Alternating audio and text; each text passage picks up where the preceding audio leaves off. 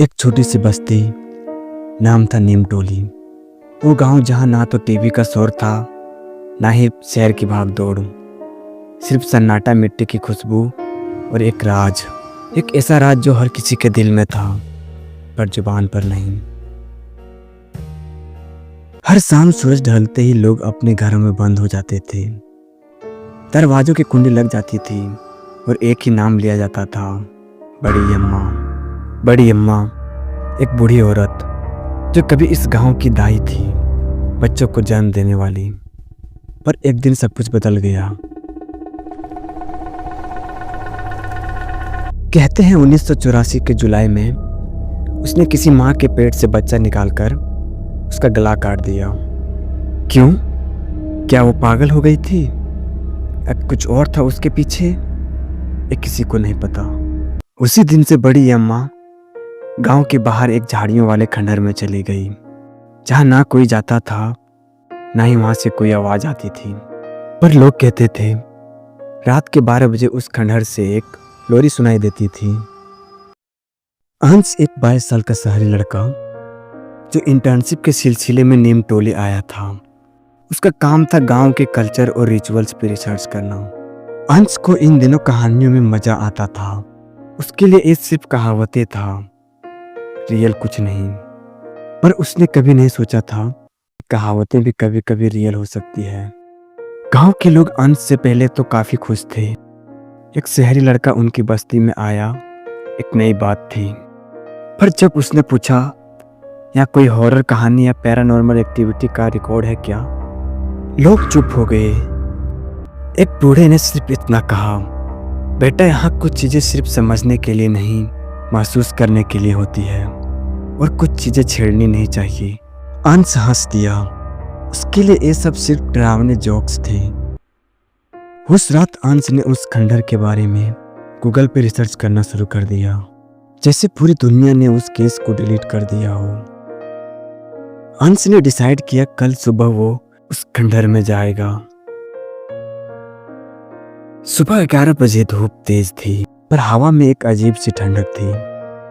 खंडहर तक का रास्ता पेड़ों के बीच से गुजरता था। हर तरफ पीपल के पत्तों की सरसर आवाज और एक अजीब सी खुशबू, जैसे किसी हल्दी चंदन मिला दिया हो, पर साथ में कुछ सड़ रहा हो। अंश खंडहर के अंदर गया। वो जगह कुछ ज्यादा ही ठंडी थी और एकदम साइलेंट। कोई चिड़िया, कोई आवाज, कुछ भी नहीं। और तभी उसे वो पुरानी कुर्सी मिली जिसमें एक आधी जली हुई गुड़िया बैठी थी। उस गुड़िया के एक ही आंख थी, दूसरी जली हुई, पर जो आंख थी वो अंश को देख रही थी जैसे जिंदा हो। तभी उसके फोन में एक नोटिफिकेशन आई। अंश हैरान रह गया। उसने तो कोई रिकॉर्डिंग ऑन ही नहीं की थी। उसने वॉइस मेमो प्ले किया। एक बूढ़ी औरत की आवाज थी, धीमी पर क्लियरली सुनाई दे रही थी। सोया है नन्हा सोया रे, छुरी लेके आई दाई रे। अंश के हाथ से फोन गिर गया। उस रात अंश ने कुछ अजीब सपने देखे।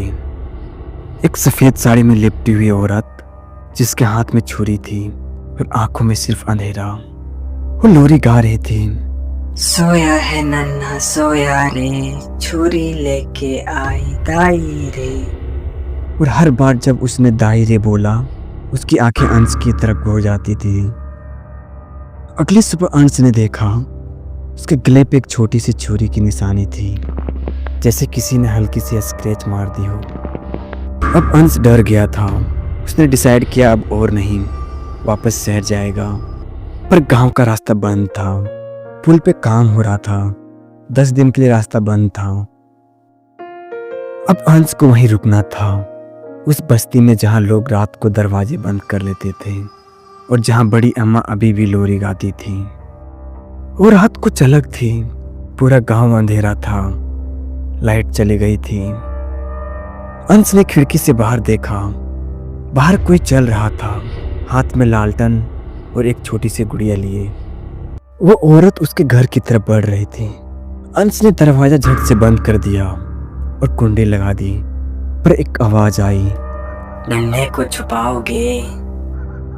अंश ने देखा वो औरत अब दरवाजे के बाहर थी। उसका चेहरा बिल्कुल डरावना था। अंश वहीं बेहोश हो गया। अगली सुबह गांव वालों ने देखा अंश का कमरा खुला हुआ था। सिर्फ एक चीज थी, वो पुरानी गुड़िया जो उसने खंडहर में देखी थी। उस गुड़िया के दोनों आंखों में अब खून था और उस गुड़िया के पीछे लिखा था, नन्हे को छुपाना पाप है, बड़ी अम्मा सब देखती है। तो अगर आप भी कभी किसी छोटी गांव में जाओ और कोई दाई के बारे में बात करने में चुप हो जाए, समझ जाओ कुछ ना कुछ छुपा हुआ है, क्योंकि कुछ राज सिर्फ राज ही अच्छे लगते हैं।